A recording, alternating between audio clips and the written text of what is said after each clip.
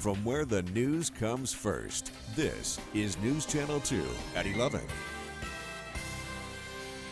Tonight, open for business, a car crashing through this Dollar Tree store in Rome, taking with it the front windows. Also brand new tonight, developers are making changes locally to the proposed Erie Canalway project. The public getting a chance to weigh in on this, and a competitive debate in Otsego County's congressional district where the candidates pick the topics. Good evening at 11 o'clock. I'm Don Shipman. Democratic hopefuls in the 19th congressional race had another chance tonight to appeal to voters before the June 26 primary. 7 candidates took to the stage at the Cooperstown High School. And News Channel 2's Audrey Russo has more now on the issues raised in what many are calling a critical race for the Democratic Party. Don, though the candidates on the stage are all members of the Democratic Party, it was clear from the debate that this is still very much a competition. Each candidate was tasked with asking their opponents a specific question for them to answer, and it was clear from the topics chosen by each candidate that they were all looking for the issue they could speak to the best. Please name 1 or 2 specific programs within the defense budget that you would cut. Answering that question on the fly might prove challenging for anyone on the stage except the candidate asking it, Iraq war veteran Pat Ryan. Sick and tired of Republicans owning patriotism. When it comes to our defense spending, $125 billion in waste. An economist and product of a family farm, Aaron Collier, took a similar approach. We have to put in place better funding for the milk program that's going to support dairy farmers.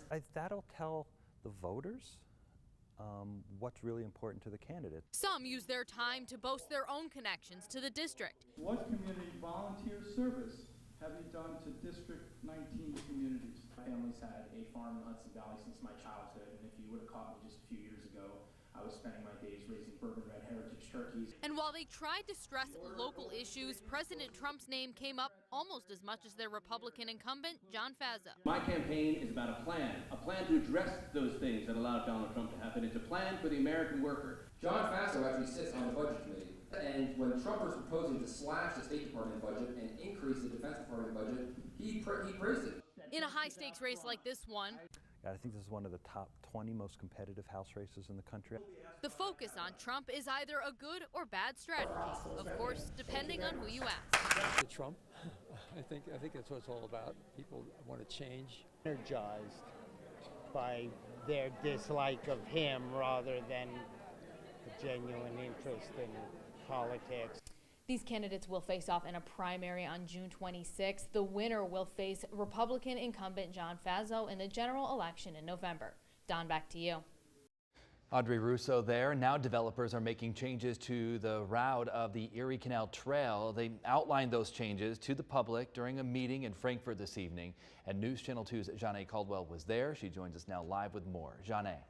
Don, the initial proposed project included an off-road trail, but developers say there were challenges with having the trail off-road. So sections of the trail in Herkimer and Oneida County will instead be on-road.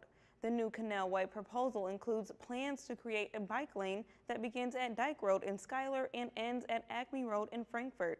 Developers say the original plan was too expensive and that it would require the building of bridges and maneuvering around railroads. Having portions of the trail on-road would keep the project within budget and the time frame that developers have to complete the trail. Developers say the biggest challenge is making sure the trail is safe.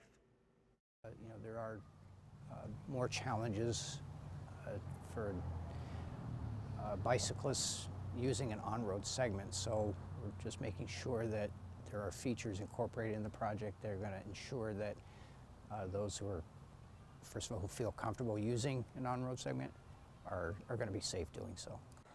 Developers say they will upgrade pavement markings and install new signs to designate the route for the trail. They also say they don't expect any major disruptions to the public during construction. The budget for the Canalway is $1 million. Construction is expected to begin in 2019 and last until 2020. Don? John A. Caldwell live for us tonight. Utica's zoning board discussed a proposal this evening that would have allowed a smoke shop on Trenton Road in North Utica to expand to include a convenience store. This is right by the Top of the Morning Cafe and Franco's Pizza. The owner of the shop was looking for approval by the Zoning Board of Appeals, and I did talk with a Utica Common Council member tonight. He tells me that the Common Council will likely discuss this topic tomorrow during their regular meeting. Let's get a first check of your forecast at 11, and Chief Meteorologist Bill Cardis joining us now live, and tomorrow's things changing a little bit. Yeah, we're tracking some showers and some thunderstorms for tomorrow afternoon and tomorrow evening. We think that a few of these have the possibility of being on the stronger side. It's not a high risk, but it's there, and the highest concern is for gusty winds. The timing has been moved to later compared to what we were looking at earlier. So we think it's going to be about 3 p.m. to 8 p.m.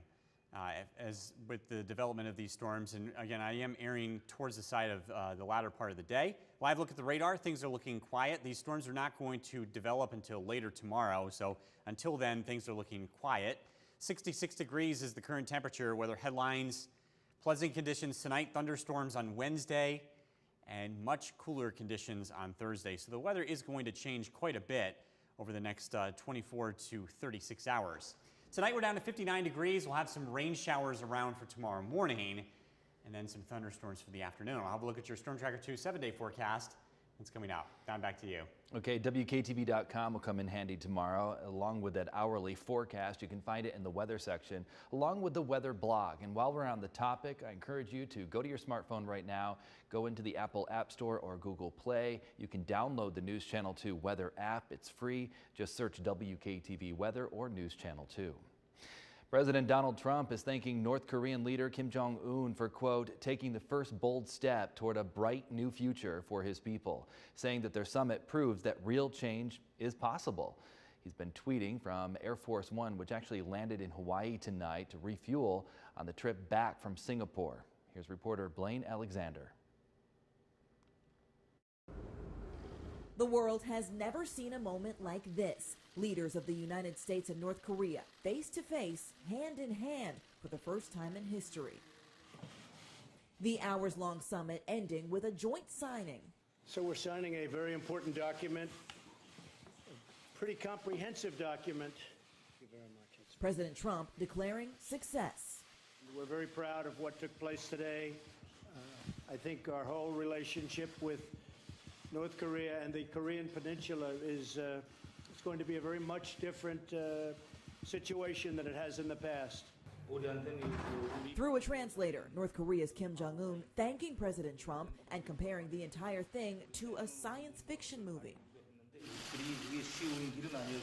Well, it was not easy to get in. But are the two countries actually any closer to an agreement on denuclearization? We're starting that process very quickly, very, very quickly. For North Korea's reclusive world leader, it's a warm welcome to the world stage. Before news cameras, the two exchanging smiles and repeated handshakes. We've had a really great term together, a great relationship. Today's summit bringing cautious optimism, President Trump promising the two will meet again. Blaine Alexander, NBC News, Singapore. And back here at home, take a look at this picture out of Rome. A car smashing through the front of this Dollar Tree store in the Freedom Plaza this evening. The store was open. Customers were inside at the time. This was right around 6 o'clock this evening. No reports of anyone getting hurt. Authorities on the scene included the Rome Fire Department along with Rome Police. So far, no word from authorities on the cause or the names of those involved. A guilty plea in Utica City Court by the man who tore down the former Holly Rock building on Varick Street in Utica. Stephen Mancuso's sentence for 3 code violations is $1,000 and a 1-year conditional discharge. One violation includes failure to get a permit for the demolition. That Greek Revival building was in the city's scenic and historic district. Happening tomorrow, a news conference is scheduled at the Adirondack Bank Center. A new professional sports team will soon be calling Utica home. Officials say that that's when a new partnership with a major league sports team will be announced, again, happening tomorrow. And they're using the word professional. Whatever the sport is, the team will compete in the 2018 and 19 season. And here's why. The Nexus Center, which is going to be built right next to the Odd, is not under construction yet, and no set date for that to begin, which means that the Odd will have to house that new sports team, plus the Comets, plus the Utica College hockey team, all in the same similar time frame. I want you to take a look at this picture, though. It was posted to the Utica Comets page, someone pointing out that this is a Syracuse Silver Knights indoor soccer league car that was parked outside the Odd. So does that mean the announcement has something to do with indoor soccer? That's the big question. We'll find out tomorrow. Again, that announcement set for 3 p.m. at the Odd, which is right inside the new 72 Tavern at the Odd.